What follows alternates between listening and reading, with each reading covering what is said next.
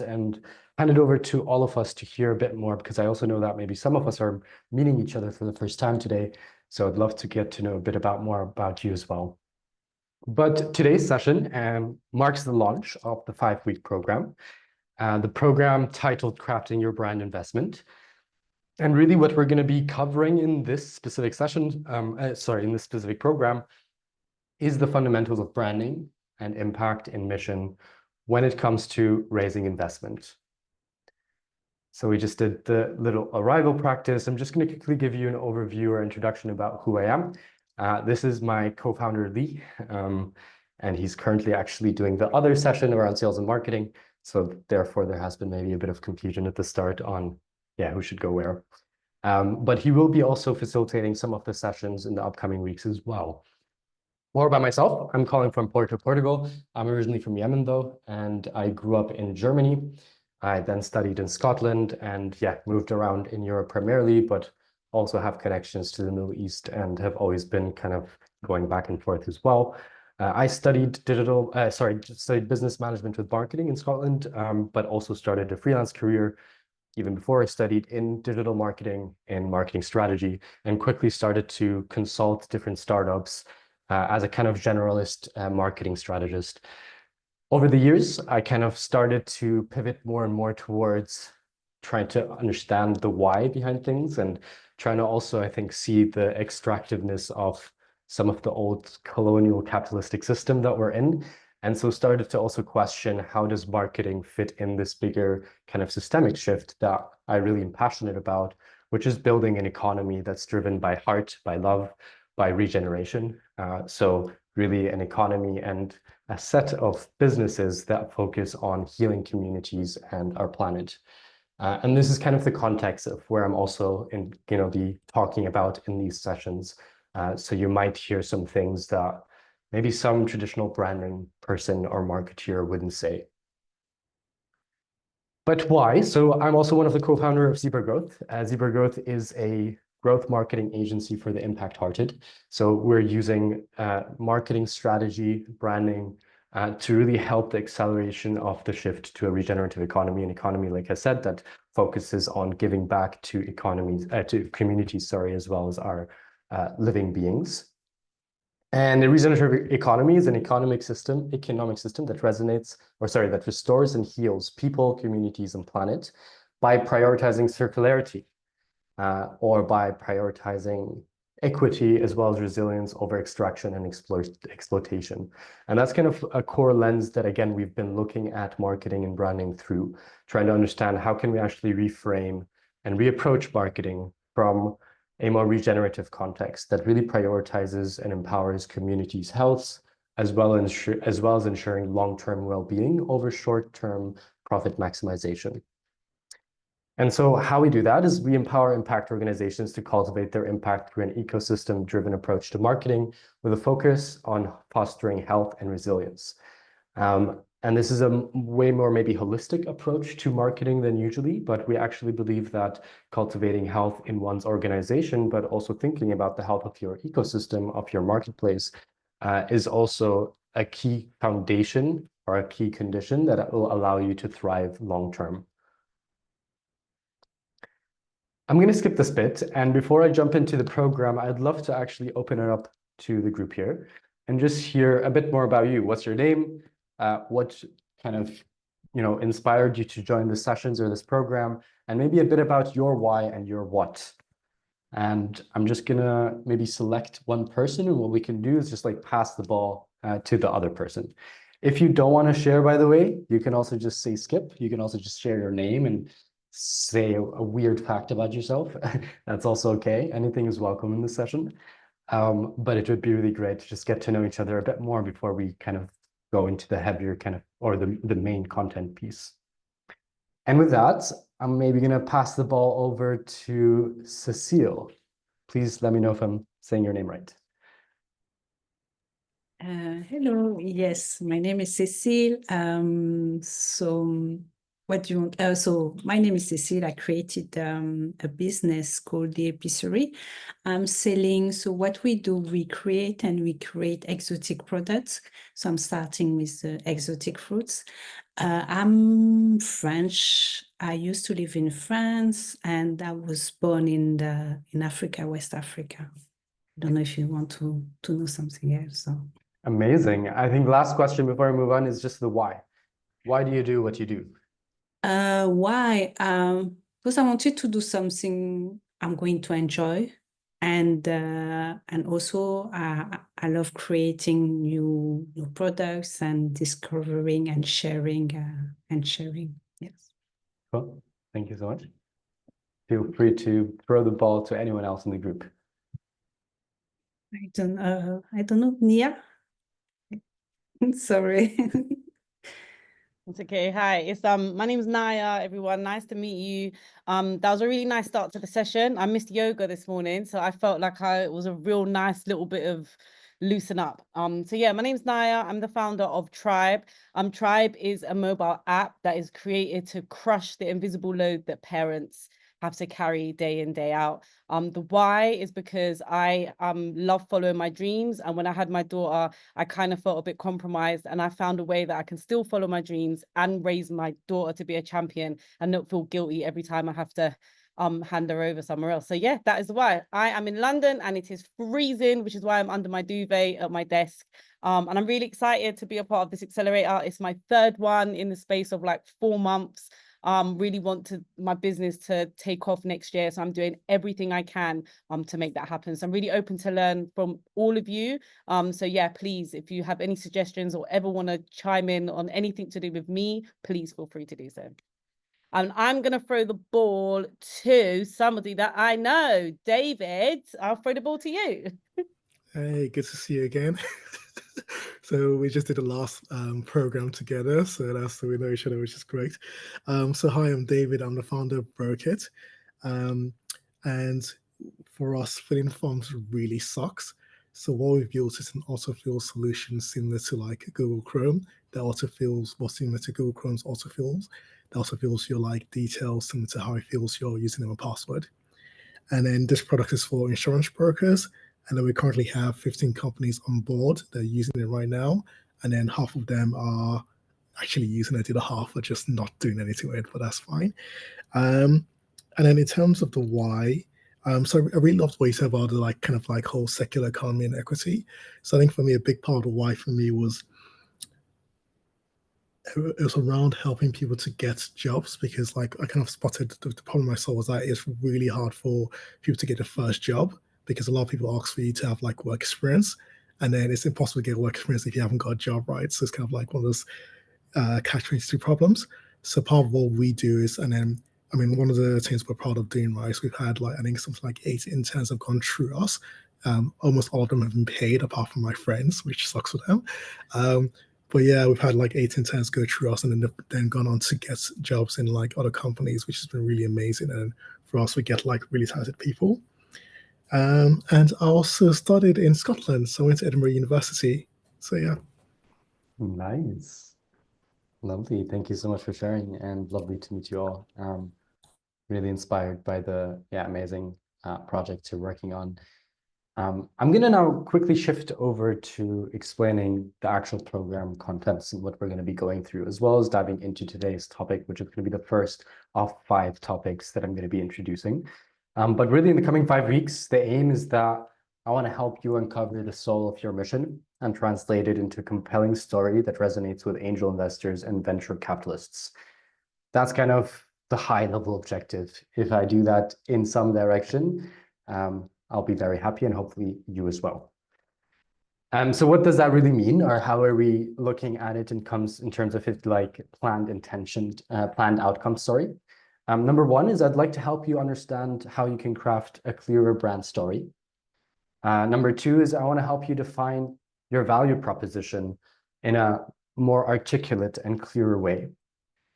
Number 3, I want to help you build strong foundations for investment, particularly when it comes to things like your business's finance model or traction or growth plans, to help investors really feel like they can trust a strategic, credible source, someone who's also looking at growth and helping them understand how the potential is or where the potential is for them. I would love to help you understand how you can start to segment and better tailor your investor profiles. So you could better understand how you can best communicate certain pitches or stories to different types of investors. And then finally, I'd love to give you some practical pitching tools by the end of this course that hopefully will give you just an extra boost of confidence whenever you're meeting someone to pitch your story or pitch your project as an opportunity for investment. This might also work or be relevant for things outside of investment, obviously, and really what this is taking a branding lens through how you can use branding effectively to really better increase your chances on closing an investment round, or at least attracting and then closing investors. What the sessions are looking like, and today, the first session, what I'm going to be starting to explore is purpose and impact. And this is something, again, given the context, I'm even applying marketing and branding. Is something that maybe is our opinion on how to make the most effective and future-proof brand. And really, it starts with your why. It starts with the purpose that you're having and what's the potential impact that your organization can have. Number two is the customers and your value. What value are you exchanging and who are your customers and the segments? And do you have a clear understanding of that?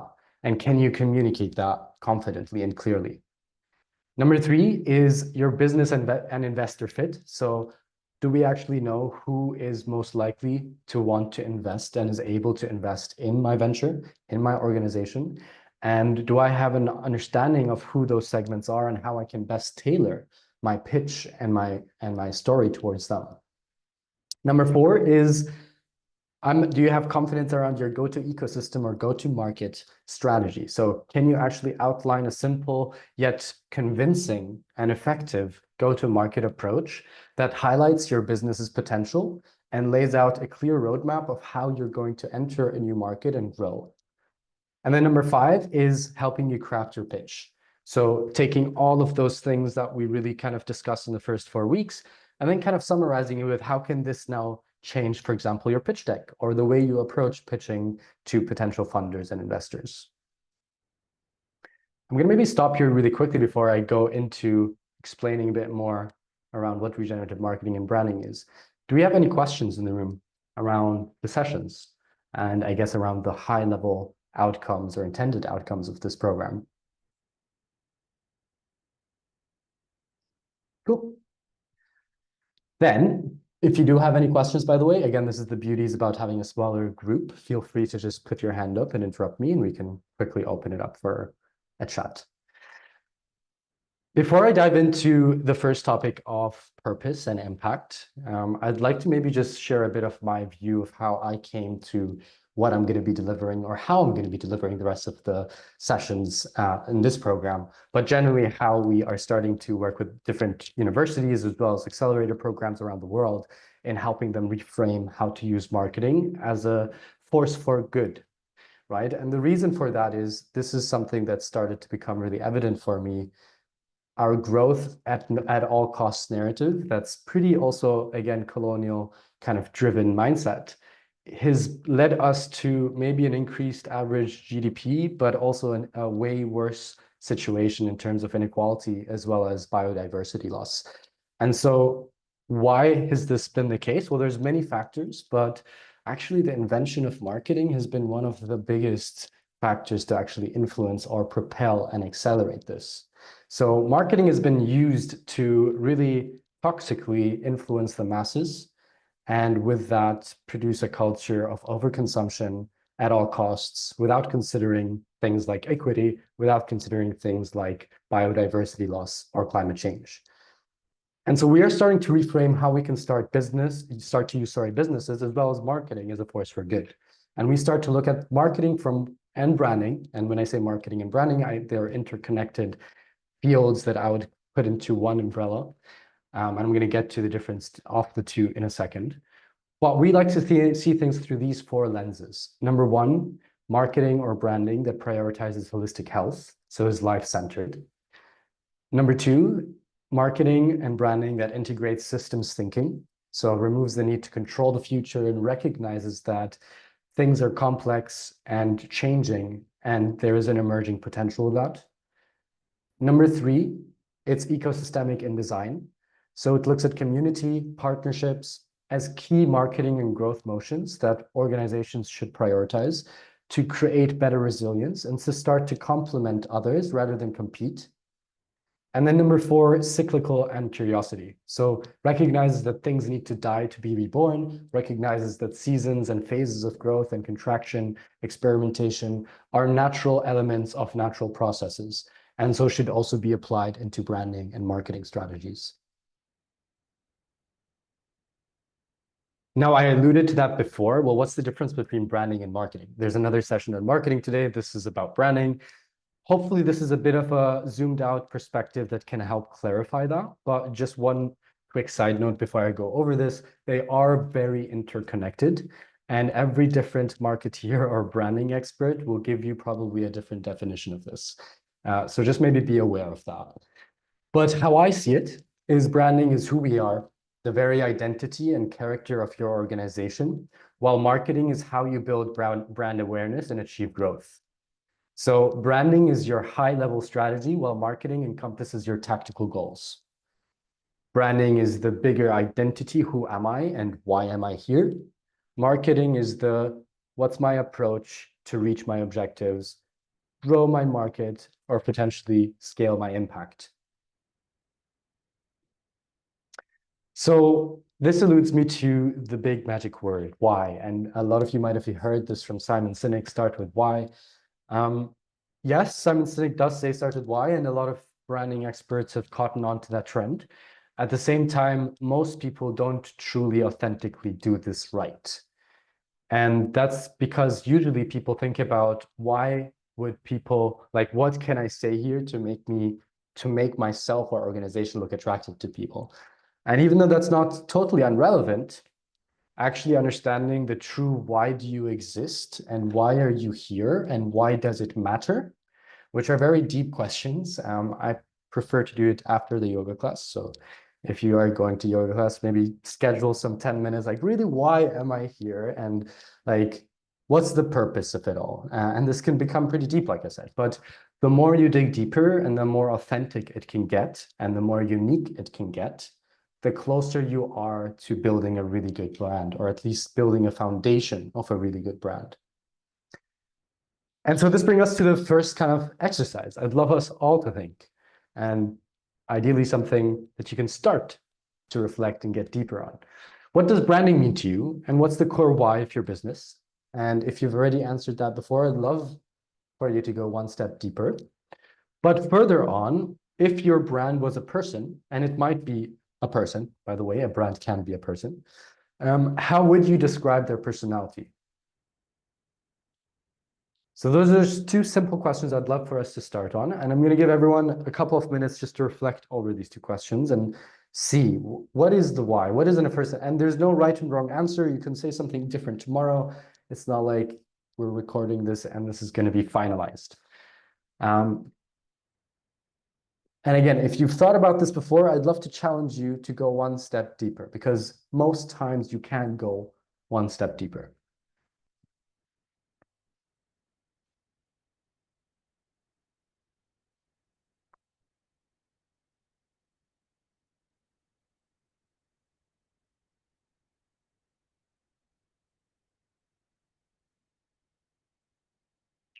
Whenever the first person is ready to share, we're just going to maybe popcorn it. So whenever someone wants to share, you can just unmute, and as soon as you're done, the next person can unmute and then start sharing as well. But if you need another couple of minutes, feel free to take your time.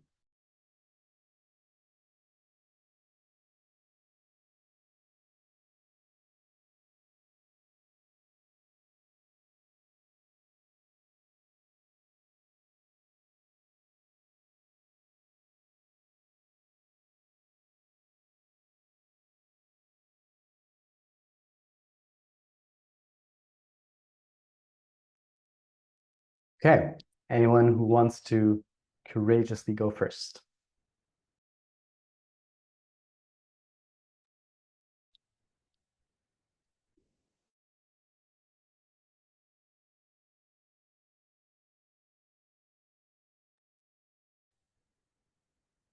There's no need to be shy. I'm sure everyone has amazing things to share. I'm still thinking about it. It takes a while to get it all together. Okay. Do we need another 2 minutes then? I'm also seeing, yeah, you're maybe having some technical issues with your microphone. Yeah.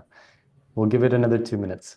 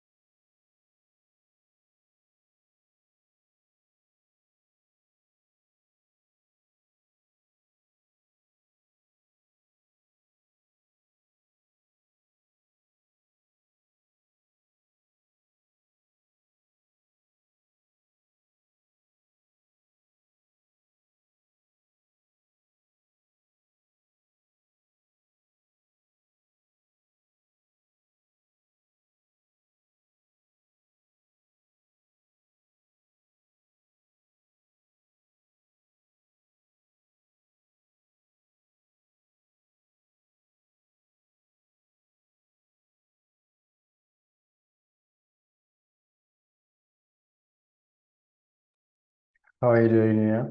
Did you figure out joining?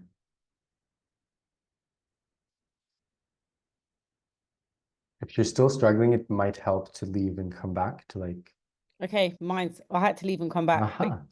All of my things had gone. I couldn't unmute, type, nothing. But yeah, I'm happy to go first. If Okay. I didn't miss anything, we're still gonna. Okay, so what does branding mean to me? So the branding to me means trust and loyalty. And the core, and what's the core why of my business? The core, and I've got a brain freeze now. But if my brand was a person, I would describe my brand as, if it was a person, it would be like a Rihanna, someone who's unapologetic, finding their feet in something new, but not scared to talk about how it really feels, but not giving up on themselves. Okay, so that's my offering. I love it. And I love how you personified that.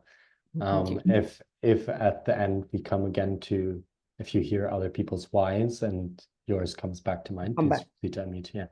I appreciate that. Anyone else want to go ahead and share?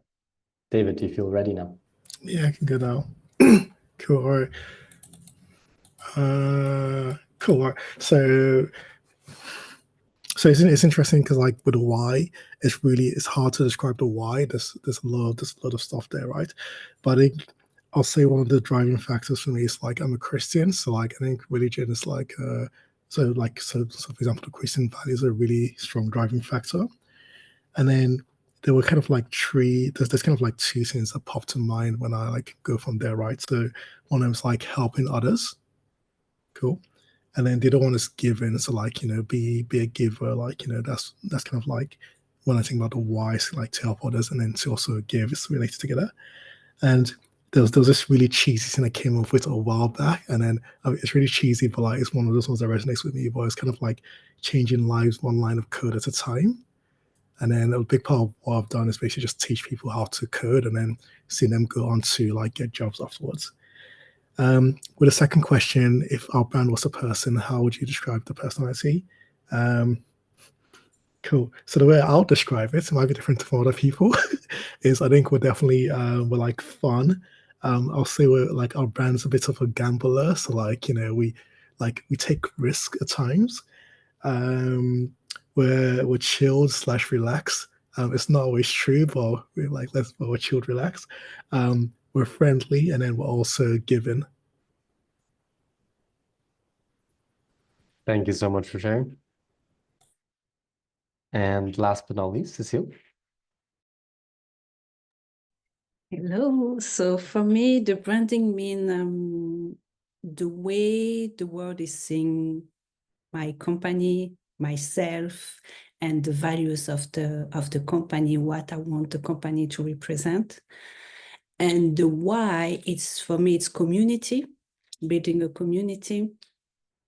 And if my brand person, I would say it's someone open, looking to share stories through food, through different products, and funny, but at the same time, educating people. That's all. Amazing. Thank you so much. So really the center why of community, and I love how everyone started to just, personify their brands, which is really, I think, one key element of branding. I also find it interesting how some people answered around it's who I am or what I'm, and then Cecile brought in the what other people think of me, or what other people, like how I'm perceived. Actually, one way how we often describe branding is the intersection of who you are and how people perceive you. So it's like, in the simplest term, who you are as in the identity, the boundary of you versus as an organization, versus how people see you. The intersect of those two elements are usually what defines your brand. However, brand purpose is your core at your brand. And I think this is something that, as we saw within sharing, we started to realize this why is probably the ickiest one to actually pinpoint. And sometimes it might feel just way too cheesy and so big, and other times it might feel just like we're squeezing it in there. And sometimes it doesn't do justice to what we're even trying to, accomplish. And it's very just want to put it out there. It's complicated, right?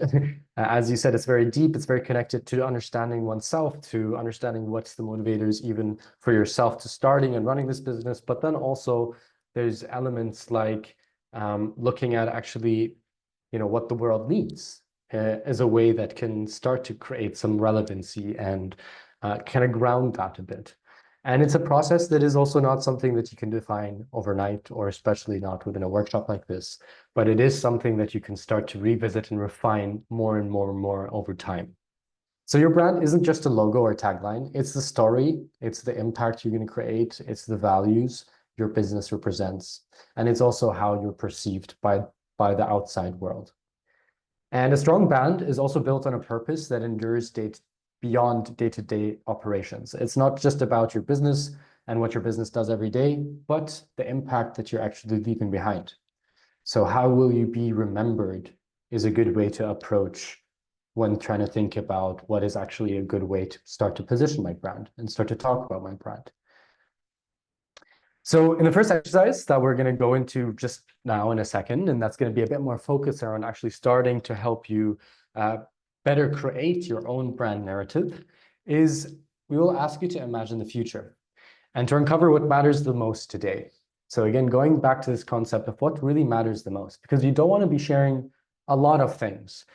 Everything that you want to share when it comes to who you are and how you want to be perceived should really matter to you authentically, and then also to the world. So to do that, we'll be focusing on what's the impact you aim to create. And I think a lot of you started to allude on that: build community, help give people the chances and opportunities that they didn't have. All of those things, right? I'm sure you have other loads of things, impactful things that you're also making with your app that you're building. Second thing we're looking at is the values that you aim to uphold. So this is kind of down to how does our organization behave? And how do people, when people describe your organization in the future, they would say, yeah, well, this organization, they usually do this, this, and this. That's going back to the personality, how people perceive you, but also what are the behaviors and actions that you consistently do as an organization or a brand. And then number three, the legacy you want to leave. What will you be most remembered for? And so I'm going to invite everyone to actually switch over to a Miro board. Hands up if you haven't used Miro before or haven't come across the tool Miro. Okay, I'll try to guide everyone. It's a pretty simple kind of online whiteboard tool that I've just prepared a very simple exercise on here, as you can see on my screen. I'm going to share the link on the Zoom chat, so hopefully you can also all access it. 1 second. So I've just sent the link for this Miro board. And like I said, it's this virtual whiteboard that I've kind of just prepared and created a couple of exercises, one of which we're going to be going over today. If we have some time, we're going to go over the second one as well. But the rest will also be open for you as kind of homework, as additional kind of exercises you can do to action out some of the thinking that we'll be introduced to today. And what we're going to do now is actually start with the first exercise. And the first exercise, like I said, has an aim for you to start to deeply think about these questions that usually in the day-to-day we just don't have time or space to think about. And it is really starting to define your essence. It's starting to define the core of what your brand is and starting to take a narrative lens through that. So how can we start to, enable our brand to come alive through story and through future imagination? So imagine that in 50 years' time, your company has shut its doors. And by the way, this number, it really doesn't matter if that's 50 or 200, right? Or 5,000. I think one thing I would like to just invite everyone to do is be open to die, because I believe that's the natural process of life. So there's also going to be death in the process of organizations coming to new heights and also dying, just like most organizations, if not all, in history. So in this exercise, we're actually pretending that we're going to our brand funeral and we're actually going to be writing and sharing our brand obituary. And with that, we're going to start reframe how we're starting to look at our brand and starting to look ahead around what is the legacy that we're actually leaving. So following questions that we're going to start to consider are, why did you close down? What have you accomplished since then? What is the legacy that you're passing down? How different is the world compared to 2024? And what influence did you have in that? How did your business perform? What were the successes? And how big was the team and what did they accomplish? These are just some initial guiding questions, right? You shouldn't feel restricted by those. Just really think about it as if it was a person going to an obituary and you were its best friend, sharing what impact that they have created in the world. And this is one way to start to help reformulate and even clarify that big why question, right? Sometimes after doing this exercise, you start to get a bit of clarity, maybe not even directly, but after a few days around, actually that one sentence I wrote is really sticking with me. It's resonating. And that sometimes is an invitation to dig a bit deeper and to reflect more on that and create maybe various, variations of that one sentence that you created. So what we're going to do is we're going to put 10 minutes to the clock. Everyone's going to be able to choose a little board, just like David, you just did. Amazing, thank you. Put your name, put your company name. And what you're also then going to do is basically come to this side here, to the sidebar, and you can press text, or on the keyboard, you can just press T, and you're going to start to type away. Alternatively, what you can do is you can just use sticky notes. So if that's maybe easier for you, you can just start to go to the sticky note option in the menu on the left-hand side, or you can press N on your keyboard, and the sticky note box is going to pop on the left side. You can choose a color, and you can just write, hey, it's me. So I'm just going to invite you all to grab a board and to take ownership of it.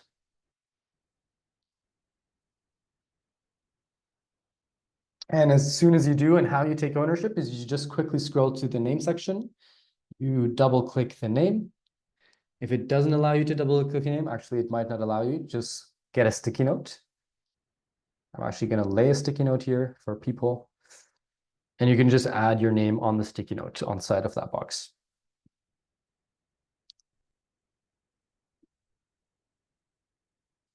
And by the way, if you can't see the full board, the most important thing, thank you for reminding me, Cecilia, is to zoom in and zoom out. So you can pinch your mouse pad, or if you have a literal mouse, you can scroll up and down to be able to zoom in and zoom out. Please do let me know if you're having any issues with it.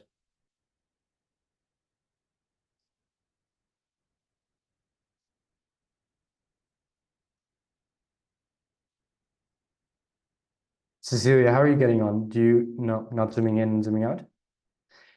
I'll invite everyone then actually, because this is really not requiring this board. So we can also write that on a piece of paper and like a pen. It's the exact same effect. So I think the beauty here is that we can start compare different peoples, but especially because we're a small group, really it's going to be easy to just even share each of ours. So with that, I'm going to put a timer on the Miro board. If it's not working on the Miro board, don't worry about it. I'm going to share my screen with the guiding questions. And literally, whether you want to open a notepad on your laptop or you want to bring a pen and paper, we're just writing here. Yeah, I'll do in Word and paste it in. So let's say that again. I'll do some Word and paste it in afterwards. Yeah, that sounds great. Yeah, I'm gonna do what David's doing. Just FYI, okay? Because that mirror thing is great, but when I'm in there, it gets very tricky. Of course. So use a Word document, use your personal journal. It really doesn't matter. And I'm just gonna actually put maybe some quiet music in the background and just to also use that as a timer. And we're just gonna put initially maybe 8 minutes to the clock and then do a quick check-in and see if people need a bit more time or if it's actually enough time for us to share. And maybe one thing I'd like to invite everyone to do whilst doing this exercise is to really be as specific as possible. So whenever you write something, I'd like you to look over that last sentence that you wrote. And I want you to really say, well, how can I make it more specific? Or how can I go one level deeper when I'm asking about why?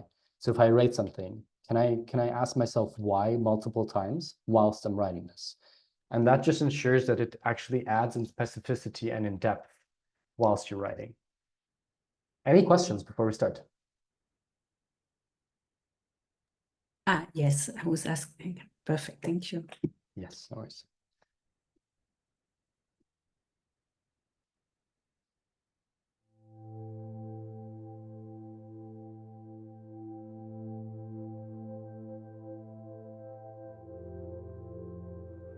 A good starting point is, by the way, after 50 years of successful years, your brand's name has closed its doors for the last time. And from there, stop thinking and let the words come out naturally, and then start to question, how can I go more specific? Here's an example, by the way, of a simple one that I made about zebra growth.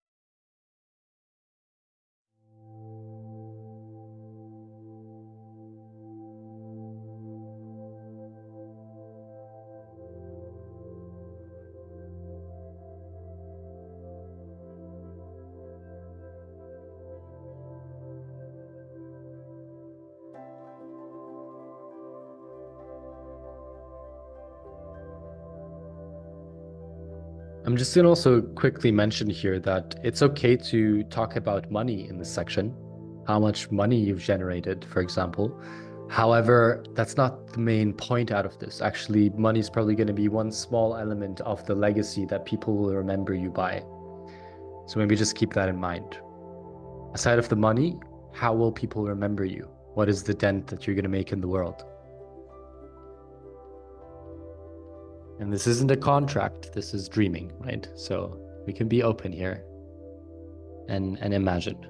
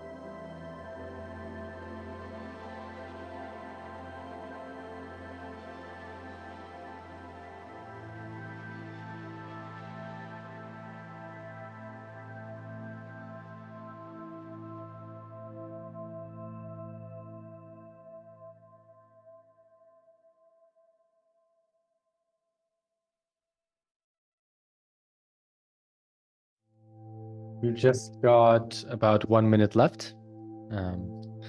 If you're nowhere near done, please don't stress yourself. And we're gonna extend the time as well. We're just doing in 1 minute until we do a bit of a check-in.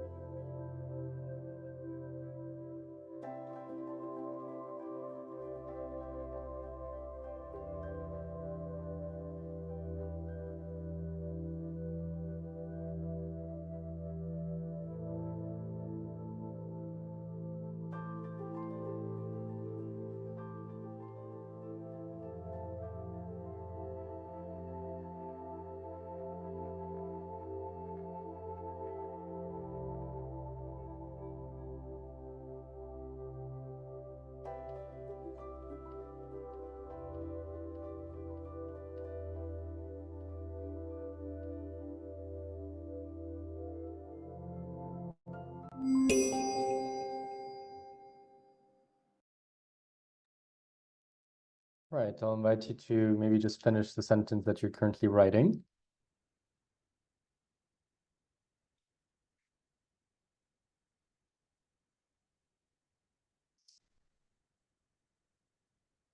And I'm just gonna love to hear, how has it been so far? Again, we can do another 5 minutes slot, so we can go into like focus mode again for 5 minutes to continue writing, but maybe even by sharing some of the reflections, some of the challenges, some of the golden nuggets we got so far, that might help each other to actually go into the second round with more energy. So I'd love to hear from you. How has it been so far? What's been challenging? And have you gotten any golden nuggets that you're excited about? I don't mind talking. I find this really, really exciting. And a little bit sad at the same time, because it's like it's nice to envisage what you could accomplish, but the idea of it being put to bed is like, no, but this should live on forever. But understanding the why it could no longer be needed, I feel like that for me that's the bit that I'm at the moment. It's like what we achieved, meaning that it's not needed anymore. But that was a great thing, because it's done its job. But I think in my particular area of business is parenting. I looked at my company like it was never ever going to be ever not needed, because parents are made every day. However, it does the job it's meant to do. The parents that are raising the children wouldn't need it, because they would have learned as well how to be the parent, basically. Anyway, that's what I'm trying to say. But anyway, that's my take. I'd love to hear from everyone else. Thank you so much for sharing. That was really insightful. And that's exactly the point of this exercise, right? It's like, what is that core need, ideally that's systemic even, that you are addressing, that you can actually be happy in closing down? And that actually means that you're addressing a need that really matters and that helps resonance, whether you're talking to investors, whether you're talking to potential customers or partners. Yeah, any other reflections? I'd love to hear from you, Cecile and David. Yeah, oh, sorry. Okay, yeah. So for me, I think it's interesting. So I think I've done mine, which is good. But it was good to think about more the future state. So I kind of put some thoughts or like some ideas into kind of like what will be, how they look in the future, what's kind of like the objectives, and then I think it's actually really important, because I mean, one of the things for me like that happened this year was like I found like, you know, like before I first started my business, I wrote like a notice like what my business look like, and then I found that and I was like, oh, okay, but this is different from the direction we're heading, right? So it's good to like have to do that, because then you can be like, okay, cool. Well, yeah, because I think with the business you tend to focus quite a fair bit on like we need to raise money or like we need to earn money, and it's good to think about the real why, what's behind it. So actually, a deep foundational belief of mine, and thank you so much for sharing that, David, is that if you're really clear about your why and if you're actually benefiting society, then money is going to come. That's, I think, the best long-term growth strategy that I see. But Cecile, over to you. I'd love to hear how you found this so far. So for this one, I think my mind tricked me. Because my mind didn't want to close the epicery, so I found a way around. So I decided after 50 years, the epicery is going to morph into something else, because the epicery was so big that it decided to become something else. And I said, oh, it's not a sad day, but it is a natural process of life. As we pay homage to the epicery, we welcome the family as a new beginning. And that's sorry. I love that. I love that. And that's actually, yeah, that's the definition of rebirth, is it has to come after a death. So thanks for that reminder, Cecile. And did you get any clarity around your why, or a deeper why that you haven't seen or thought about before? So for me, the why is the way I saw it, but I know it's not the correct way, but it was like, because the growth of the company was so big, it needed to transform to be able to achieve what they wanted to achieve. I know it's not what you wanted. Sorry, I do it. It's I mean, I really, anything you write is very fine by me. There's no expectation to write it in a single way. I'm just advising perspectives that you can looking at. But it's also an invitation, because there isn't a strict correct or wrong in this. And like I said, most marketers have conflicting arguments, just like most religious pastors are talking up there fighting against each other. So in that sense, like, there's no right and wrong. And maybe just before we go into, I'd like to invite us maybe to go into another round, at least for like 3 more minutes, just to continue where we left off. If you were already done, then I'd love to maybe look at what you've already done and look at it from a more critical or deeper lens. But this time, I'd love us to take some questions. So I think the learning from now, which is, what would actually make closing something down or morphing to something else worth it? So what is that big systemic problem that maybe we are or we could be addressing? And then second thing is how can we start to see it from a lens of maybe it's an opportunity of rebirth as well? And then lastly, how can we maybe go to one level more down into the why? And this is primarily if you've already done it. So this is primarily for you, David. But even if you are continuing and finishing off and you feel like there's one element that you haven't or you've stayed away from in the first round, I would deeply invite you to give it a shot and see what could it look like, right? Because this is a how could it and not how will it exercise. And I'm going to put 3 minutes on the clock again, and then we can continue to the next section.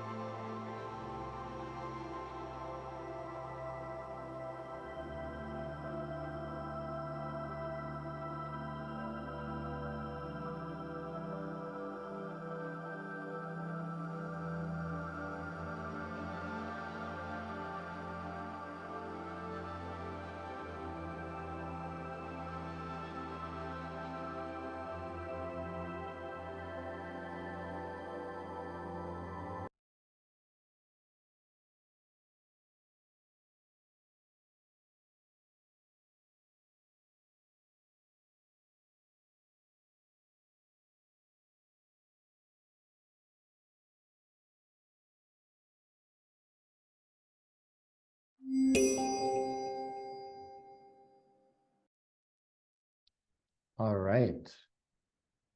Final time inviting you to drop your pens if you're ready. And we won't be having any time to go through them fully, but I would really highly advise you to look at the other people's obituary as well that have been on here, just really from a curiosity point of view. How did they maybe observe it or, approach it in a different or maybe similar approach to you? And that often can help give you a bit of perspective. Just so you know, this board is going to be open for the next few weeks. So really, this is an invitation for you to bookmark this page, to come back to it over the next few weeks, and use it as a resource for yourself to help you develop your own brand strategy and identity. We're now going to jump back. Maybe before I quickly continue, does anyone want to have any last kind of thoughts, anything that they felt maybe they looked at slightly differently in the second round, or any kind of closing remarks from this exercise before we move on?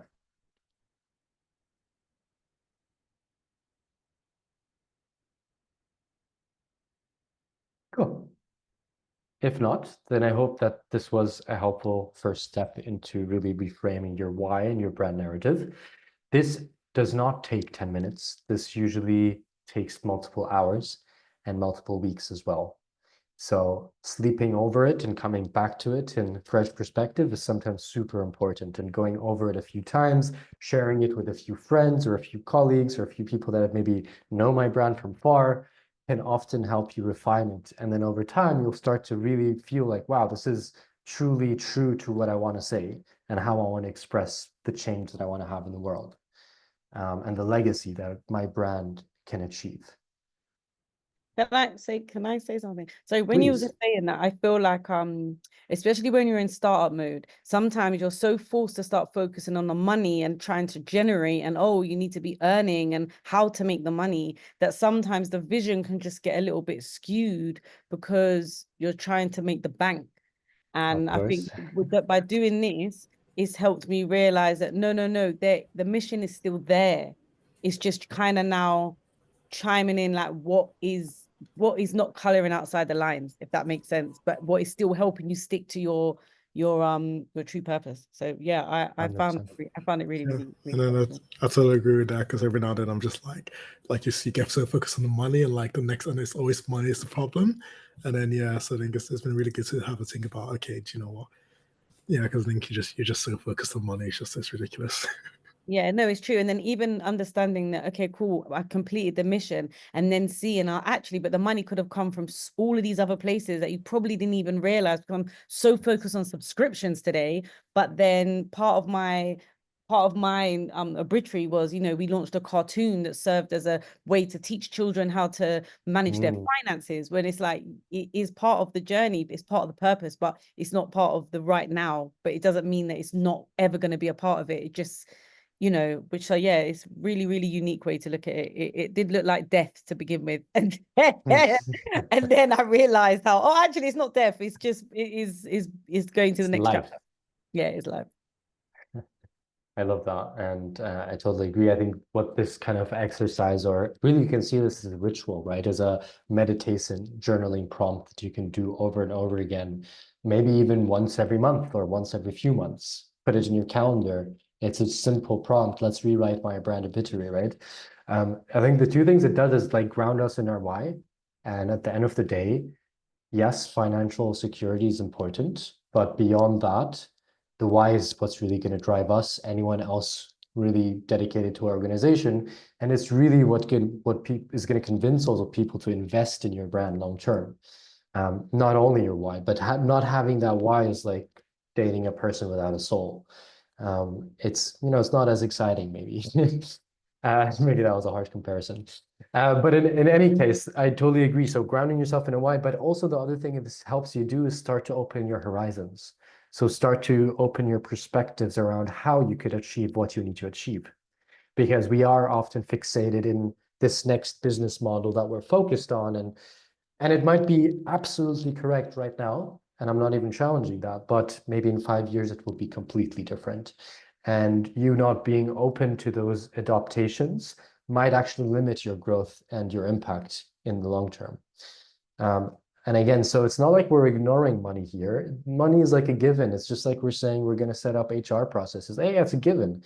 It's like of course we're going to drive with fuel in the car, but we're not going to obsess over how we can make our gas explode, our gas tank explode. And that's not, it's just to get us somewhere. And that's how I kind of see money and reframe money. But anyways, hopefully this is a good kind of point to also zoom out and reflect. And this is something we've already discussed, but maybe some more questions that you'd like to think about.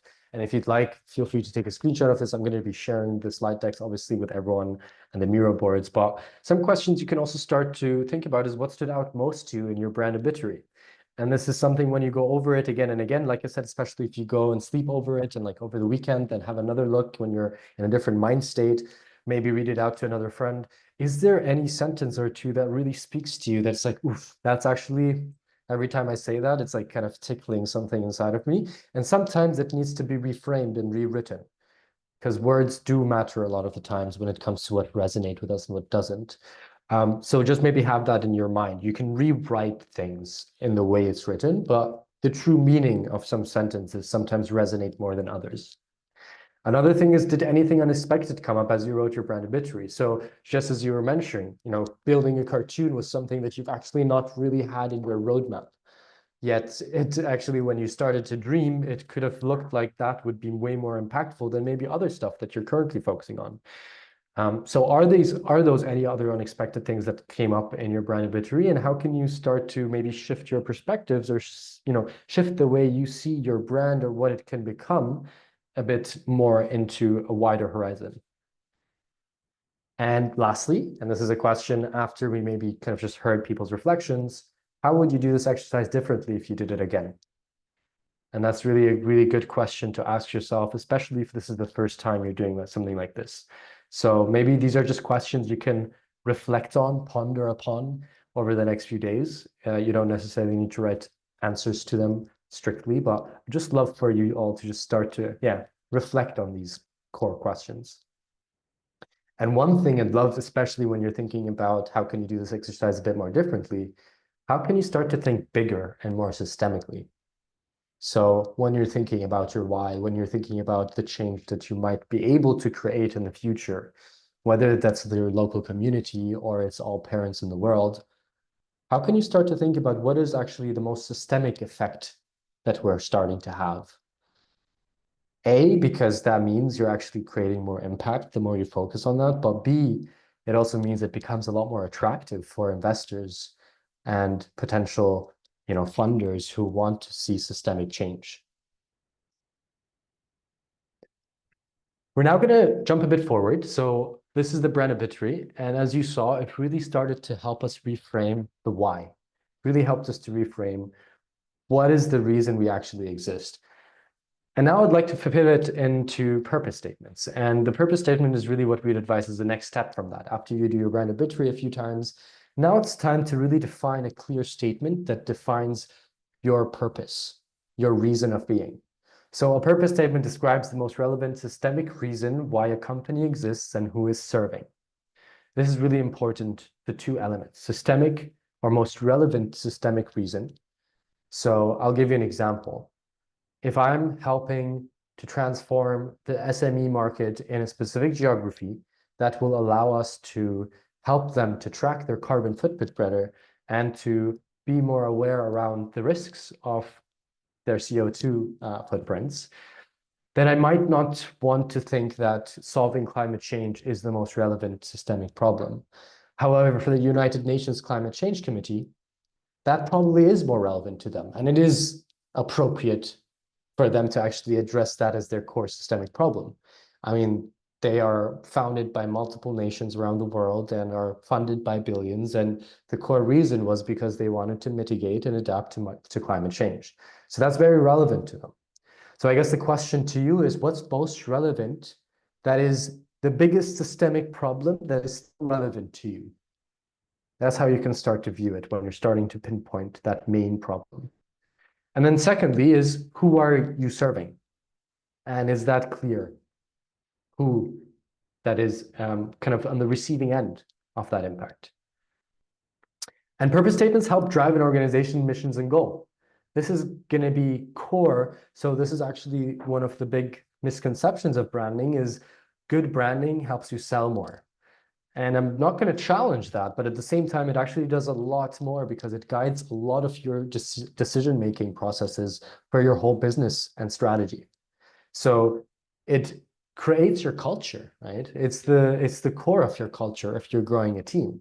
It is also the core of what feels like something would cross our boundaries or what feels like something fits into our, what we believe in. And those are elements that are important in every strategic decision of your business. So actually defining your mission and your goals and your objectives, we really strongly advocate that this should directly link with your purpose statement. And if it's not, it's a good way to screen is actually that project that I was really excited about. Does it actually make sense in the bigger picture? Is it helping me get closer to fulfilling my purpose?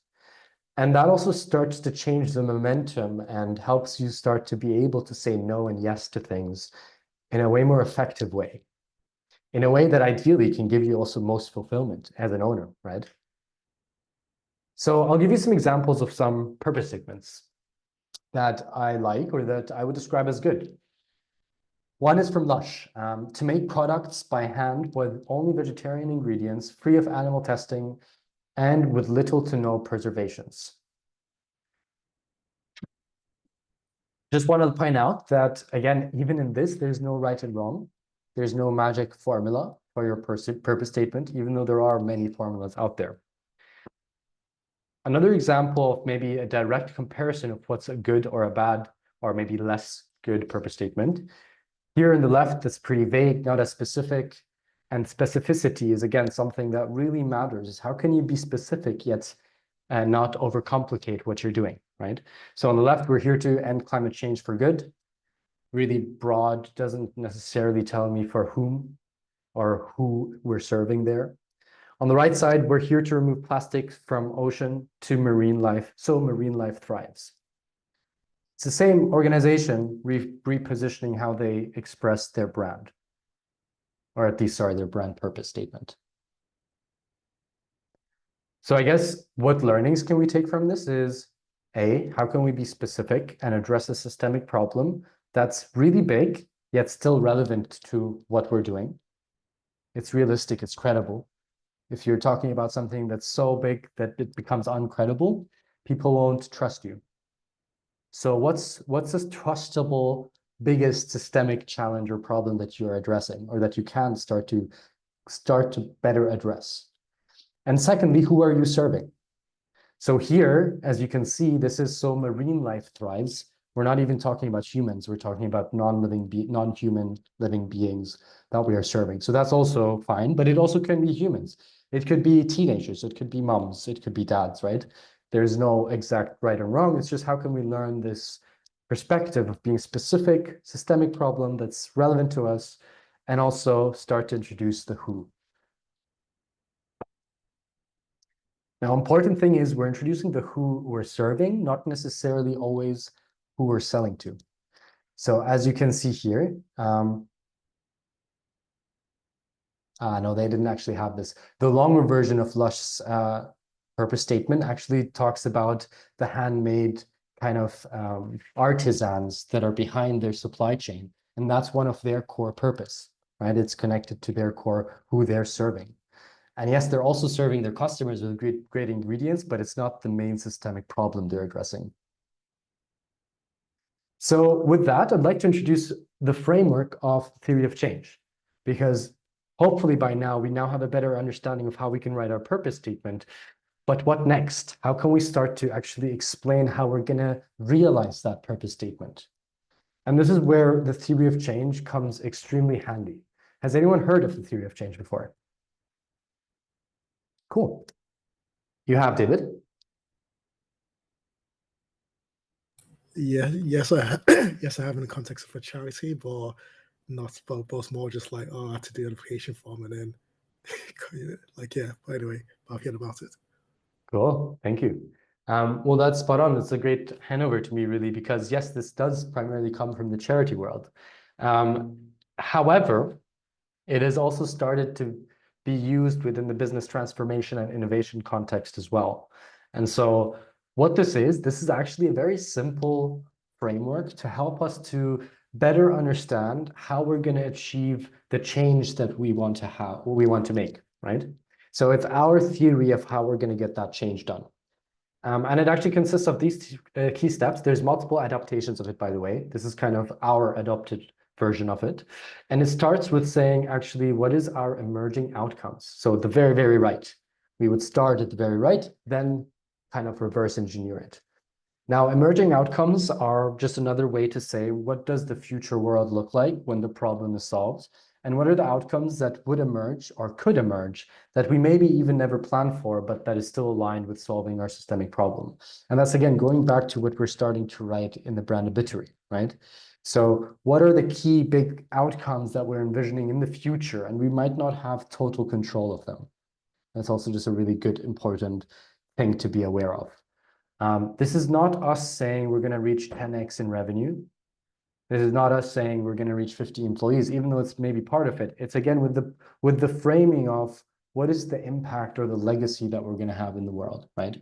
It could mean we're going to serve 1 million, developers or people that just entered into development, but that's directly connected then to the change that you're wanting to see in the world.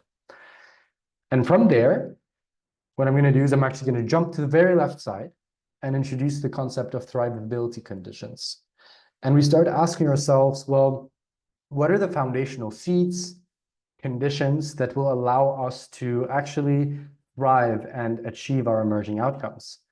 So here we can start to think about what team do we need, what resources do we need, what budgets, what mindsets, what strategies and partnerships, what should our operational health look like or need to look like if we're wanting to actually thrive and reach our emerging outcomes.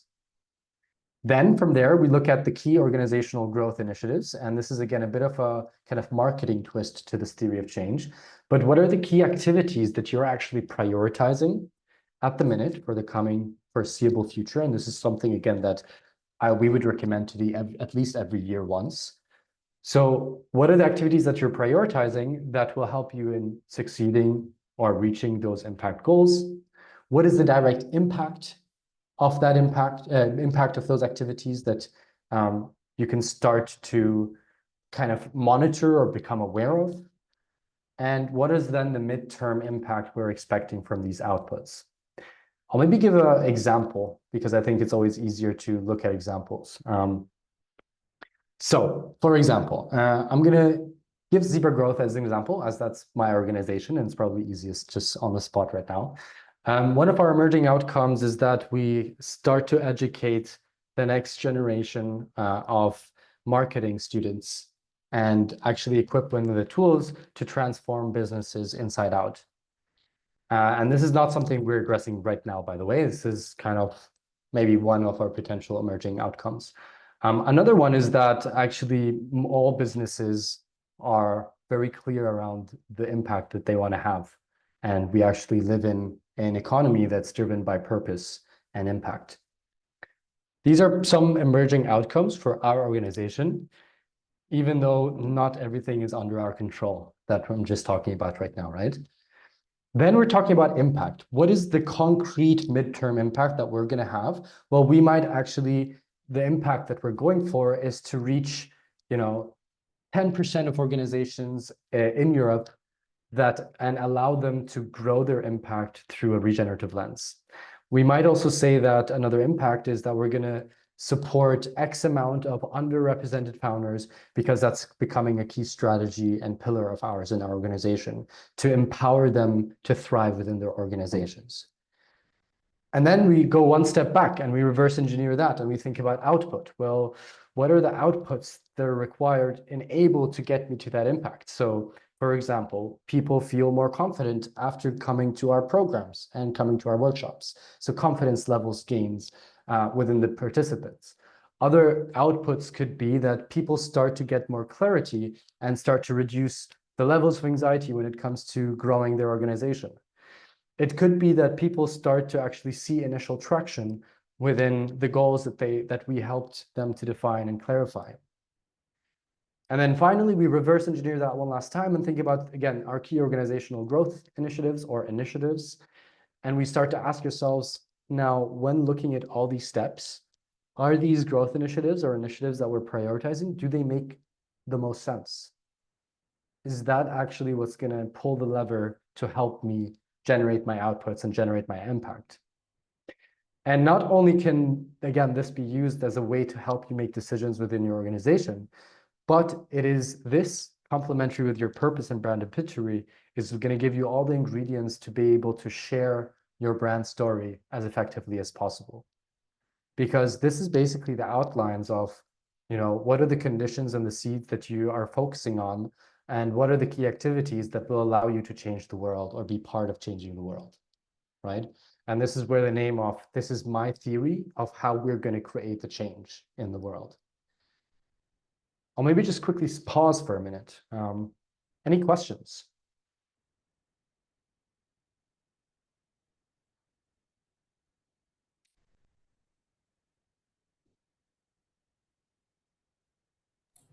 That's a question, but more like a comment. I think it's like, so it's interesting for me as a founder because you see so many of these like theories of stuff, right? So there's so many different ways you can think about the future of your business, if it makes sense. And then I think it's like, I think one of the things we like, or as much as I run into, is like there's just, you spend so much time, there's a lot of, you can get a lot of indecision paralysis because there's a lot of different ways to look at how you think about the future of your business. And then I think that's one of the things that like I try and limit and I'm just like, you know what, let's focus. Because a lot of times you just need to be tactical, and then, but yeah, so I think it's an interesting one for me. So really what I'm hearing is there's this also probably inner like, oh, we kind of just got to do the things we got to do versus. Well, it's more just like this like, I mean, because we have like, you have the business model canvas, there's all this like, so that there's different, and I think it's like, because I mean my background is technology, right? So Yeah. you basically have like so many project management methodologies, but the important bit is actually just delivering a project, right? Mhm. And then it doesn't, there is a lot of flexibility in which one you pick to execute the project, and then it is good, 100%. it is useful to know them, but it's the key bit is taking what you need from all of them, and then sometimes one of them works better than the other ones. But yeah, 100% agreed. And really what we're even just presenting today, all these frameworks and exercises, these are just tools, right, in your toolkit. That's how I view it. And they're probably also pretty biased tools around my personal experience and the experience of my team coming from our also foundational beliefs and also what we envision the future looking like and how we envision economies needing to look like.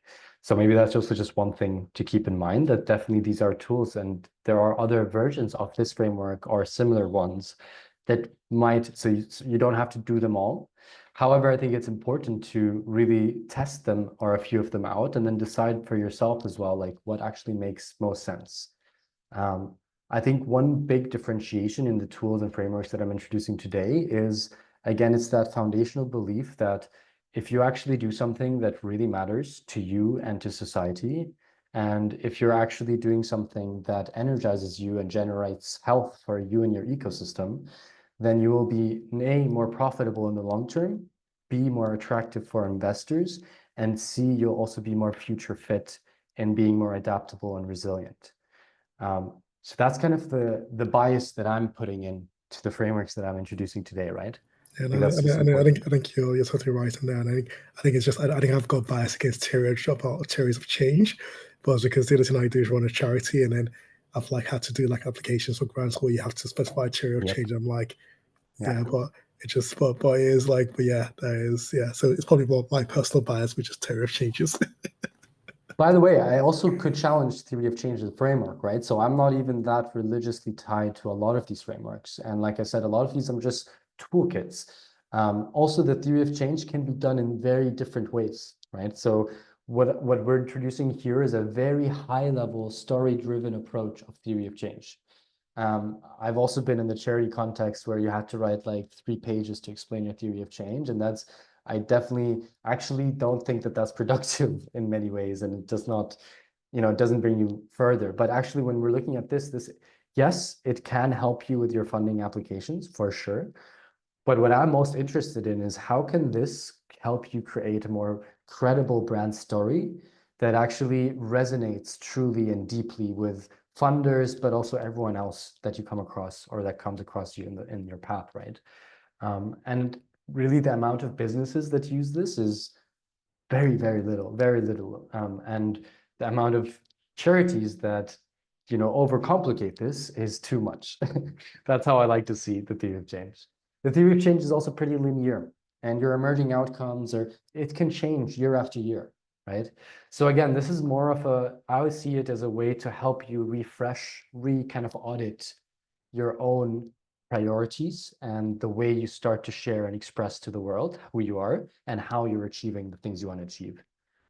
So it's really, you can see this again as a journaling prompting exercise that can then feed into changing the way your brand strategy is or changing the way your business strategy looks like. Any other questions before I move on? Cool. Well, just as a reminder, there are boards. So under the branded Bittery section, there are boards for your theory of change. And again, this is a homework. I'd advise everyone to take this opportunity to at least test it out. And you might decide this is not a framework you like, by the way.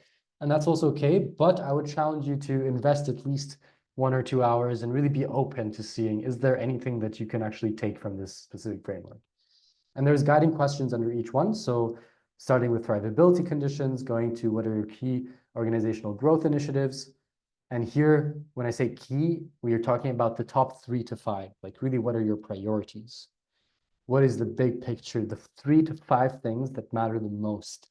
And then helping you create the desired outputs that you need to create, that then creates the right impact, that then is directly connected with the future world that you want to envision. And we're going to move on now from the theory of change, but please, like I said, see this as a resource. Please do come back to it and test it out. And if you have any questions or any issues, feel free to also email me, and I'm more than happy to get back to you over the next days. But I'm actually just going to move us on. And actually, yeah, this was kind of, we've already maybe went through this, but the key reasons we feel doing something like the theory of change, especially in collaboration or conjunction with the brand obituary, is that it creates alignment, especially if you have a co-founder or a small team. It really helps create that shared alignment between what matters most to help you achieve the bigger picture. Number 2 is it bridges the present to the future. So it helps you start to connect the dots on what you're doing now and how that feeds to what you can do in the future. And if the dots aren't connecting, then it should be a bit of a red flag for you, and you should start to question what are the things you're doing that maybe isn't mattering as much, right? That are maybe draining your energy, but you could be investing in something that could better feed through to your future vision that you're envisioning. It focuses on thrivability, so it recognizes that you need core conditions that help you stay healthy and actually help you foster the environment for you to achieve the outcomes that you want to achieve. And I think this is also a very important bit. Without the right conditions, you won't be able to execute those activities in a healthy and effective way. And then finally, it helps you visualize success. And again, is a really great way to start feeding this into your storytelling approach. So maybe just before we move on, any final reflections around, again, I know we didn't have time to actually do the exercise. I really do invite you to do it in your own time in the next few days. But aside of the tension that was already mentioned, if you're still feeling tension around it, that's also more than welcome to share that again now. But yeah, are there any key things that draws your attention? I know it's the first time for both of you, Nia and Cecile, that you've seen this framework. Do you see the potential power of this framework? Yeah, it is. I feel like, I don't know if it's just me, but listening to it for the first time is a bit mind-boggling. So I'm like listening, I don't really think I fully get it, if I'm totally honest. I feel like I need to go back through it in the morning, not nearly at 8 o'clock at night, and really give it a full fleshing out and understanding, because I can hear you, like, and I can hear David is and it's like, okay, and then I'm like, yeah, no, I don't get it. I'll be really honest. So yeah, I don't want to be like, yeah, it's okay, yeah, like Please, I love that.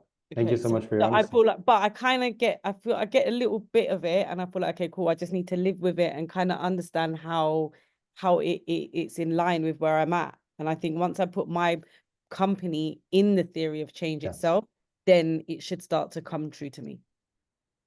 100%. I think, thank you so much for your honest reflections. And the first time I was introduced to this, I was also like, what the heck is going on? So actually, you just gave me a flashback. And I remember actually the third, fourth, even fifth time reading this framework and reading about it is when it started to like make some sense to me. So it's really normal, especially the words that are on there. It's maybe just like doesn't even sound familiar to what other frameworks are usually talking about, especially because it's adopted from the NGO world, right? However, I love what you just said. I think the faster you can break the ice and just attempt answering some of those questions, I think the faster you start to zoom out and be like, right, I'm seeing how it's connected. And you might then start to also see, is this a framework that could benefit you or not? Cecile, anything you'd like to add before I move on? No, it's the same. I was thinking I need to go back tomorrow and just take time to read it. Yeah, That's so totally fair. Awesome. Okay, then maybe I'd like to introduce, just the concluding section of today's session. And it's the last kind of element before we can close it off and do a quick sharing around how we felt today's first session went.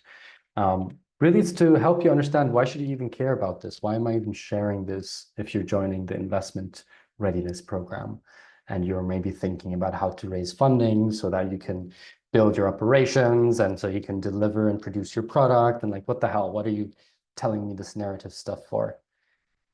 And I'd love to invite you to, again, introduce you to a framework that a lot of people do differently. So this is maybe another way of approaching your investment readiness approach, or understanding how investor ready you are. However, the difference here is we're taking a very much branding angle and marketing angle on it. So looking at your investment basically status or readiness from a marketing and branding point of view, we recognize a few different levels of foundations that need to be in place that really convince and make sure that you're actually credible and trustworthy, or even worthy of the time of potential funders and investors. And number one is something we were talking about most of today, which is systemic problem and purpose. So are you actually tackling a significant challenge with a clear purpose and a well-defined impact theory? And the impact theory can be the theory of change, but it can be a couple of sentences explaining, how you want to make change in the world. Number two, it's the impact and business model validation. So are you actually demonstrating, or have you demonstrated results showing both the validity of your impact? You're saying you're growing connections in your community. Well, can you show any traction from that? And also the business viability. So are you actually selling things that are making profit, or are you continuously, making a loss? And of course, there's exceptions here in terms of pre-revenue or pre-profitable businesses. But again, is there at least proof that you're on track to be viable, right? Number three is financial sustainability. So not business model viability, but actually looking at your financial sustainability. So do you have a sustainable revenue generating business model that aligns with your mission and ensures longevity? And the key here is longevity. So not only have you gotten maybe initial traction with your business model, but can you show confidence that your finances will help you survive and you're not going to be continuously in this loop of worry? Then it's initial traction. So have you proven demand and early adopters that validate our approach and position us for growth? And then finally, do you have confident and clear plans for growth?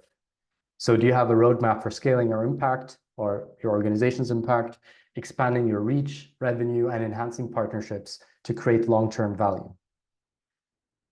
And what you can see on the right side here is, if you can imagine this as a pyramid, what weaves in between everything is effective and consistent storytelling.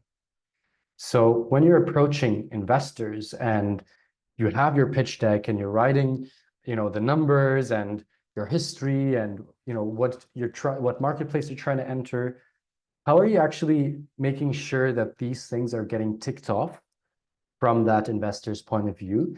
And how can you also start to tie a consistent brand narrative or story that allows you to convey all of this in a uniquely authentic way that can also resonate on an emotional level? And this brings us to the last section, which is powerful storytelling. So how do you start to actually craft a powerful story that you can start to weave in? And we've already started working on that through the brand obituary today, through the theory of change exercise. It's all connected to helping you better craft your story. The three core elements is, are you addressing the systemic problem? Is it clear? Do you also share the potential that you have or that you're about to tap into? And is there ecosystem opportunity? So how does your brand fit into the ecosystem, and how do you show your uniqueness within this ecosystem that you're in? And uniqueness is really, really important. And I think a lot of smaller businesses shy away from this. But the biggest advantage you have is you're probably small and early stage, and therefore you're probably a lot more unique than others in this space. So how can you focus on that authentic uniqueness, whether that's your background, your story, your skill set mix, the part of the world that you're in, what makes you unique so that you're not competing, but you're rather complementing because you're adding new, unique perspectives to the market. And translating your purpose into an investor-ready narrative, you need to start with your why. We want to be able to show tangible impact. We want to build credibility, and we want to help them connect the systemic dots. They should be able to see the systemic issues that you're addressing and the potential of how that's going to be great for the legacy that they're even personally going to leave within a few seconds, right? So how can they see how your business is supporting with and aligning with their systemic, societal, or environmental or personal goals for that same? And one really creative way to be able to do this a bit more playful and do it in a way that actually helps get you started in this, because again, there's a lot of formulas out there for a lot of the things that I'm sharing with you. This is one very known formula that I'd like to share with you, but it's definitely not the one answer for every organization or every story that you're writing. It is very famous though, and has been praised quite a lot. It's by Pixar, and the way they structure their story is in a way structured to help show progression and fulfillment of the basic human needs. So the formula that they came up with, that has been used also in the branding and marketing world quite a lot, is once upon a time, every day, one day, and because of that, until finally. So how that could look like in action, and this is just a random example of a socially focused organization in Kenya. Once upon a time, communities in Kenya relied on costly polluting fuels. Every day, families spent hours collecting firewood, impacting their health and safety. One day, we introduced affordable solar stoves to these communities. Because of that, families saved money and their health improved, until finally, the community became healthier and more prosperous. It's just a very practical, easy way to start to create narratives and stories out of who your organization is, or potentially what the impact it is that you're having.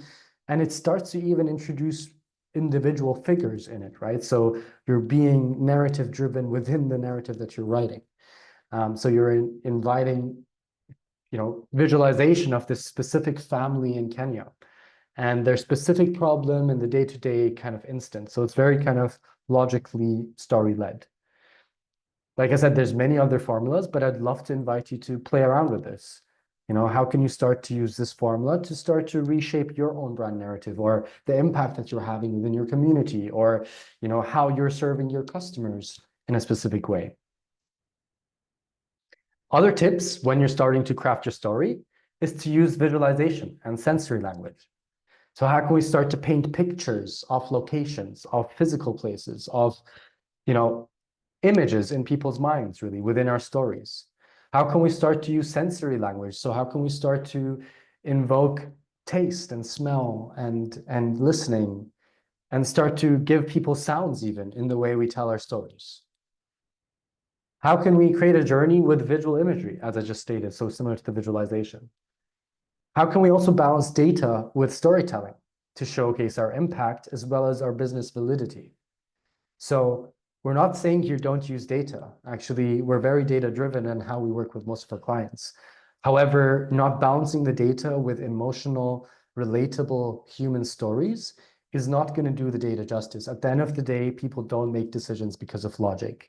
We are emotional creatures and we connect with stories. So how can we please the logical mind by showing our credibility through the data, but really use the power of story to connect and resonate and to win people's hearts over? And then finally, how can you start to personalize your pitch? And there's going to be, like I said, a specific session in the coming 5 weeks where the focus is going to be how you're going to start to map out and segment your ideal investors that would make most sense to pitch for your organization. That's it. That's session 1. Before we actually just open it up to Q&A if there's any questions or comments. I'd like to introduce also what our next session is going to focus on. So it's going to be understanding your customer and value proposition. So after hopefully today we start to reflect around the why, around your purpose, around your identity, it's then starting to pivot towards to understand, well, who are we talking to? And what is the value that we're offering? And how can we make sure we start to better communicate that value to those specific segments? I also want to introduce kind of a prep exercise before next session. And that is also included in the Miro board if you scroll down. And it's just for you to start to think about, I'm sure you've all done this over and over again, but hopefully this is another opportunity to kind of get your latest version on what are the segments that you're actually currently serving. So clients or customers that we have and we want to keep. What are the clients that we don't have but want to acquire? And what are the clients or customers that we have and don't want to continue serving? So again, starting to refine who are we truly serving? And how can we start to create clearer boundaries here? You can also start on the right side to think about what are some of those shared characteristics of the two on top, and what are the shared characteristics of the organizations or customers that we're actually not really vibing with when it comes to serving, especially not after maybe thinking about our purpose and our theory of change, etc. And with that, I'd love to thank you so much for listening, first of all. I know it's been a long session and with a lot of kind of new information that I've been shooting at you. But we have another 10 minutes and we'd love to just keep this as an open Q&A space, discussion space. If we want to go back to specific sections, we can do that. How's everyone feeling? So I've got a question, right? And then, so I mean, one of the interesting, and then I think we'll probably cover it in a follow-on session, right? One of the interesting things for me is like, effectively, we have kind of like two brand, right? In the sense like there's stuff we do around impact, and then there's stuff we do for our customers. And then we use our impact to basically deliver the resources that actually achieve the value for our customers, right? And then I think one of the interesting things for me up to now is it's a struggle. Like, I mean, they basically I keep them both apart, right? And since people pitch in for funding, right now I can tell you I basically pitch about this customer story, nothing about our organization. Meanwhile, there's other events I do with other organizations, and then it's all about, okay, this is our organization, this is the impact we're doing. And then I think one of the things I like to gain out of the like kind of next 6 weeks is like how to mix and match those a lot better. I love that, David. And what I'm hearing is, there's kind of this inner and outer focused brand that you've going on, right? There's this inner impact as well that you might be thinking about, but it's not necessarily the things that you're communicating externally, especially not maybe so far when it comes to raising investment, for example, right? Did I hear that correctly? Yep. Yeah. So one thing I'd like to say is today, what I didn't cover as much is what's the best way to then tailor it towards your customer audience or your target audience, and really understanding who you're talking to. And there's also another element, which is sometimes the core group of people that you want to positively impact are not necessarily your customers. And sometimes they are your customers. And so that also can differ, right? These are unique scenarios and you need to adopt that based on these kind of characteristics of your organization. What I'd want to say is just because you're not expressing things certain way strategically doesn't mean that you don't fully believe in them. And it doesn't mean that it's still not all one, right? But you can still, and it's something we do with clients, explicitly say we're going to reframe the way we express this because it's really not matching our market or customer base. And when it comes to our forward-facing channel, being based in purpose, but then also meeting the external world where you need to meet them is really important. So going back to the very, very start, I was saying branding is the intersection of your brand identity and your customer audience perception, if you'd like. So in that instance, it depends on the investor, right? If we're talking about investors here, will the investor care about the impact? In most cases, they do. In most cases, they don't care about it as much as your finances. And in most cases, they really care if it's personal to them, or if they've explicitly also went after saying, this is a big problem I'm wanting to solve here, or this is a focus point I'm wanting to have. So it goes back to who you're serving, right? If you're pitching to someone that cares about the impact, then leading and being very impact focused is really important. If you're pitching towards, a customer base that's not even the person that you're serving from an impact point of view, and that really doesn't care about the impact element, then maybe don't share your purpose statement with them. And maybe actually we're not sharing a lot of the things that we strategically embedded into our brand. Because our brand is our identity, but then how we show up in the world can differ based on where we're showing up, based on with whom we're talking, right? So the problem is if we're constantly showing up in the world without understanding who we are, that's when it starts to get problematic. That's when you start to shift into things that you're actually not authentically you, right? That's when you start to adopt things just because they seem excited or because people are pressuring you to do stuff. And then after a few years, you lose motivation and your team starts to lose trust. And actually, you don't become as convincible in the market anymore. No, thank you for that. I think yeah, no, I think you kind of summarized it really well. So yeah, then it got my brain thinking. So like, there's a few things I need to unpack from that. But yes, no, thank you. My pleasure. That sounded spot on.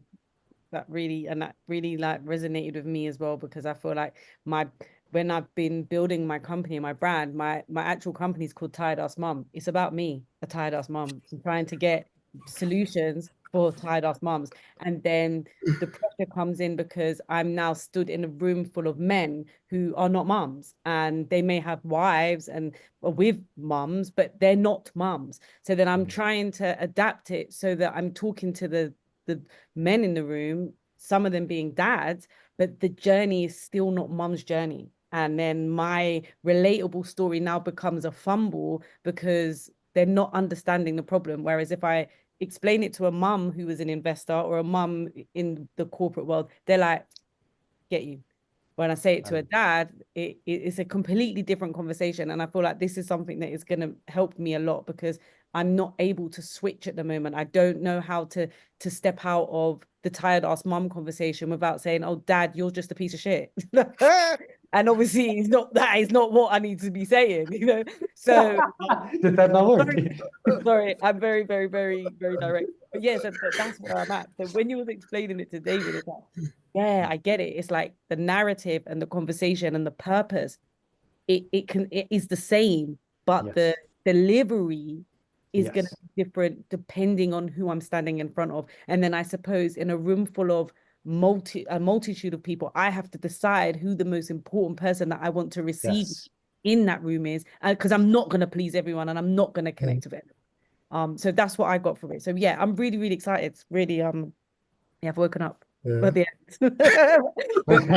thank you. I'm really looking forward to doing the homework and stuff. So thank you for today's session. That's all I wanted to add. Thanks for the session. Yeah. That was so well summarized. I think that's really, really well expressed, right? It's about, and just maybe one quick addition in reaction to what you just said, right? So usually people are either on one side or the other. So either I don't think about who I am internally, I'm just going to adopt it for everyone I'm talking to, or I'm sticking with who I am and I'm scared to meet up people halfway. And so I'm constantly repeating the same thing to everyone and getting a lot of tension by a lot of different people. So, going to talk to your mom about your identity versus to your best friend is going to be very different. And that's just really how I see it. However, again, it's how do you not see it as one or the other? How do you see yourself grounded on who you are and the core reason of what you're here to do in this world, and how you believe your organization should behave? Those are all internal, intrinsic qualities and definitions. And that core brand story about your experience, your history, and the reason why this all matters, right? What we were working on today. But then how can you start to think exactly what you said? Who are the main target audiences that, because especially as a startup, we don't have a big marketing team. And just so you know, big marketing teams, they have like 20 different segments. And they have like 10 different teams that are on that task to localize, to personalize, they do that really well because they put a lot of resources and time into it. Within a startup context, it's like, who are the least amount of segments that we can address that matter the most for this stage as well, right? And it might change in different stages. But for this stage, knowing my identity has gotten clear now intrinsically. Now, who are those 3-4 core segments we need to target? And some of them might not mean that we need to include them in our website per se. Some of them are maybe just like investors is a good situation. Whereas we need to personalize our outreach. We need to personalize the way we talk to them. We need to personalize our deck, but we don't necessarily need to personalize our website to make it investor friendly in that say, right? As long as they can see it's a case study of what's happening inside of the deck, that's enough for them, right? We're not saying we're going to use the words that directly resonate with investors on our website, unless we have an investor page, of course. If we're targeting parents who are trying to grow their kids, an exception would be maybe because the parents are also investors. But again, that is like just a way of how we can start to say, you know what, these are the 3-4 core segments that matter the most to me in this phase. And this is how I can start to meet them halfway. Yeah. And this is where I would be meeting them, right? So it's also knowing what channels, what settings. Cecile, any last thoughts or final insights before we close the session? I was just thinking, like, the way I'm seeing after all this reflection is like, I see the business as sorry for the parallel, like I like an immigrant trying to to come into a new market. So, because we are switching codes, and every time when you're talking to someone, you have to adapt. So the business is the same.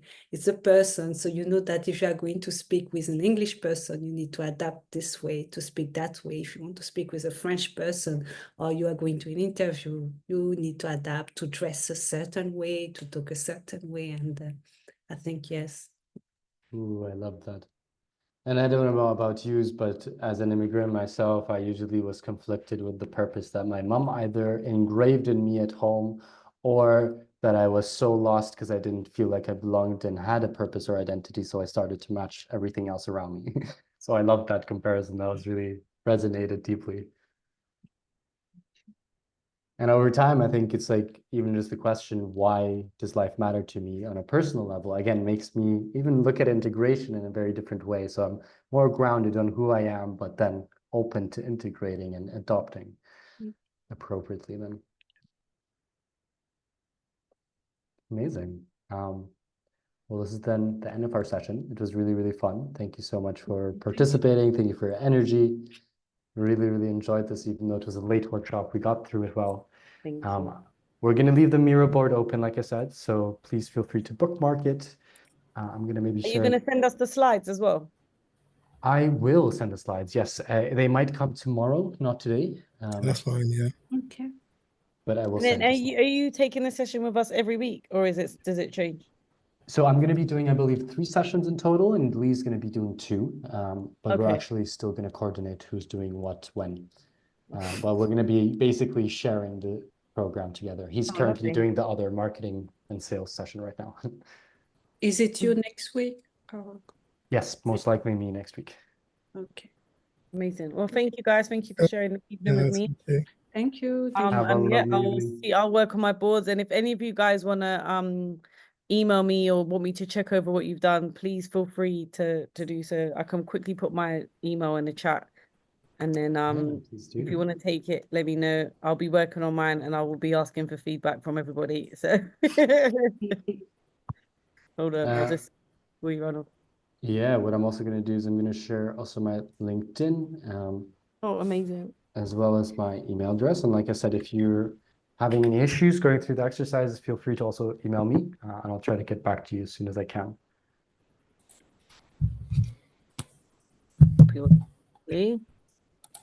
Before you guys hang up. 1 second. Yep, I got you guys. Awesome. Got to you as well. I know I've got David's already, but let me just grab it just in case you try to slip through the net. Right, guys, thank you. It's been amazing. I'm gonna try and get some dinner, and I look forward to hanging out with you guys next week. Yeah, see you next week. Have a lovely evening. Right. Ciao, ciao. Take care, everyone. Bye. Thank you. Bye.